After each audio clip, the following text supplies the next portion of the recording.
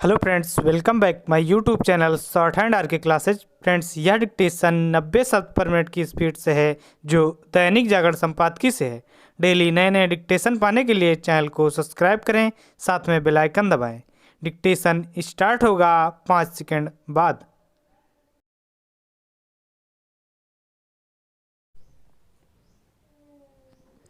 Start.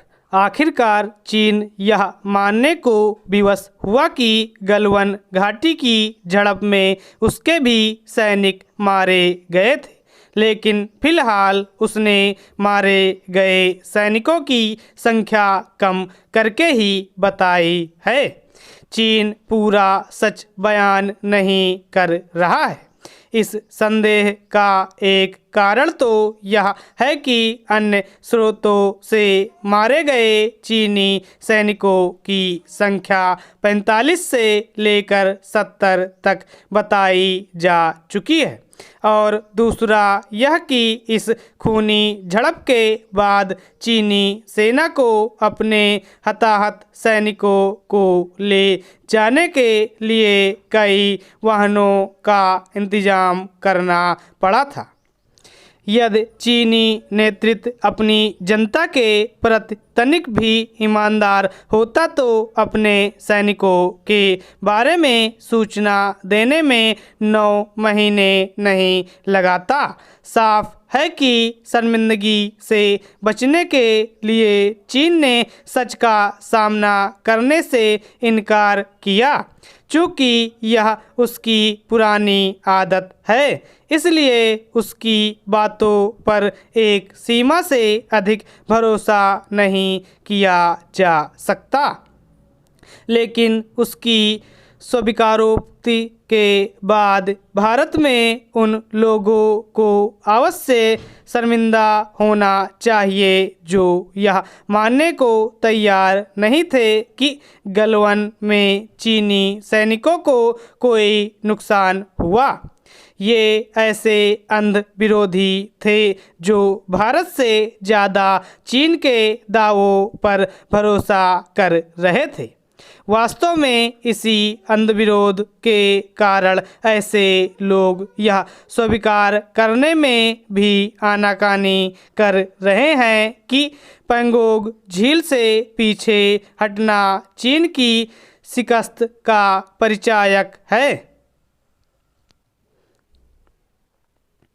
इसके पहले चीन इस तरह पीछे हटने के लिए कभी नहीं तैयार हुआ। इस बार वह मजबूर हुआ तो भारतीय सेना के मजबूत इरादे और भारतीय नेतृत्व की दृढ़ता के कारण, जो इसकी सराहना करने में शर्म संकोच कर रहे हैं। वे एक तरह से भारतीय सेना के शौर्य की अनदेखी ही कर रहे हैं। चीन ने गलवान की झड़प में अपने सैनिकों के मारे जाने की बात एक ऐसे समय स्वीकार की जब पैंगोंग इलाके में सैन्य वापसी का काम पूरा हो गया है और दोनों देशों के सैन्य अफसरों के बीच सीमा विवाद को लेकर अगले दौर की बातचीत होनी है। भारत का लक्ष्य केवल यह सुनिश्चित करना नहीं होना चाहिए कि चीनी सेना अपनी हद में रहे, बल्कि यह भी होना चाहिए कि चीन सीमा विवाद हल करने के लिए आगे आए। यह एक तथ्य है कि वह जानबूझकर सीमा विवाद को हल करने से बच रहा है। इसका कारण यही है कि सीमा रेखा का अतिक्रमण किया जा सके।